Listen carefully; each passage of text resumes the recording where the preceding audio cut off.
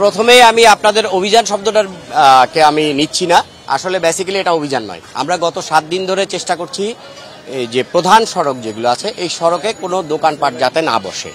তো আমরা সেই উপলক্ষে গত 7 দিন ধরে এখানে মাইকিং করেছি, তাদেরকে বোঝানোর চেষ্টা করেছি এবং আজকে আমরা যেটা করেছি যে আমরা শুধু পুলিশ আমরা এই কদিন কাজ করেছি। আমরা আজকে যেটা শুরু করেছি, আমরা এখানের অনেক নাগরিক আছেন আমাদের সঙ্গে, এখানে অনেক স্টুডেন্ট আছেন, ছাত্র সমাজ এখানে আছেন এবং কিছু দোকানের প্রতিনিধিও আছেন। আমরা সকলকে নিয়ে আজকে তাদেরকে চূড়ান্তভাবেই বলার চেষ্টা করছি যে আমরা শুধু প্রধান সড়কটা ছেড়ে যাতে আমরা ব্যবসাটা করি।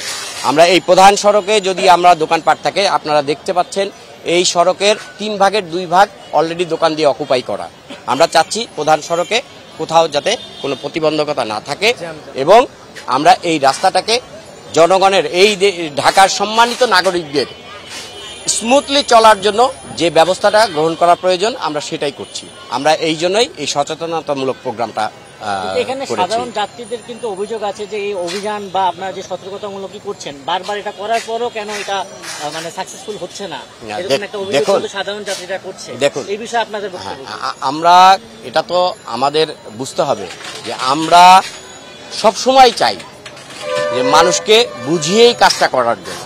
তো এটা কন্টিনিউয়াস প্রসেস, এটা এমন না যে আপনি একদিনে রাতারাতি সবকিছু চেঞ্জ করে ফেলতে পারবেন। আমাদের এটা কন্টিনিউয়াস, এভাবে আমরা সচেতনতামূলক প্রোগ্রাম চালিয়ে যাব।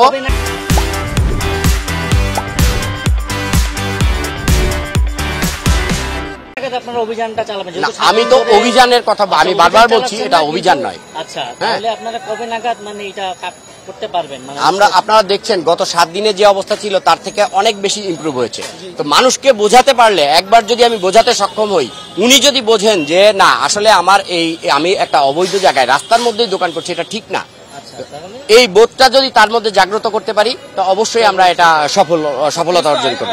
সংস্থা গণঅভ্যুত্থানের আগে কিন্তু বিভিন্ন সময়ে রাজধানীর বিভিন্ন ফুটপাতে বিভিন্ন জায়গা থেকে ফুটপাতে দোকান বসিয়ে চাঁদাবাজির ঘটনা ঘটেছে এবং এই ধরনের গণঅভ্যুত্থানের পরে বিভিন্ন জায়গায় বিভিন্ন গণমাধ্যমে কিন্তু সংবাদ এসেছে বিভিন্ন জায়গায় চাঁদার বিনিময়ে দোকান বসিয়ে দেওয়া হচ্ছে। এই বিষয়ে আপনাদের কি স্টেপ থাকবে? আমরা একদম পরিষ্কার বার্তা দিতে চাই মিরপুর বিভাগ, এখানে কোথাও যদি আপনারা এ ধরনের কোনো প্রমাণ পান যে পুলিশ এবং যেই হোক না কেন কোনো চাঁদাবাজির কোনো সংবাদ যদি আপনাদের থাকে আমাদেরকে জানাবেন।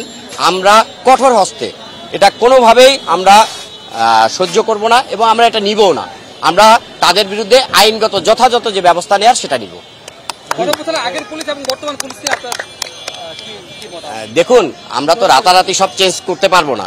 আমরা চাচ্ছি যে দেখুন, একটা জিনিস বোঝার চেষ্টা করুন যে আমরা কিন্তু মানুষকে নিয়ে কাজ করার চেষ্টা করছি। মানে যে অবস্থা ছিল আপনারা দেখেছেন, পুলিশ থেকে মানুষ পুলিশকে দেখে ভয় পেত, আমরা কিন্তু এখন মানুষের মাঝে চলে এসেছি।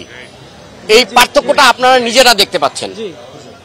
আপনারা বিগত 15 বছরের পুলিশ আর এখনকার পুলিশ এক হবে না, আপনি বুঝতে পারবেন। আমাদের অ্যাক্টিভিটিস দিয়ে আপনারা মূল্যায়ন করবেন যে গত 15 বছরের পুলিশ আর এখন থেকে পুলিশের অ্যাক্টিভিটিস কখনোই এক হবে না। এবং আমরা প্রত্যাশা রাখি যে আপনারা আমাদেরকে প্রতিনিয়ত মনিটর করেন, আমরা যেন জনগণকে সাথে নিয়ে এই কাজগুলো করতে পারি।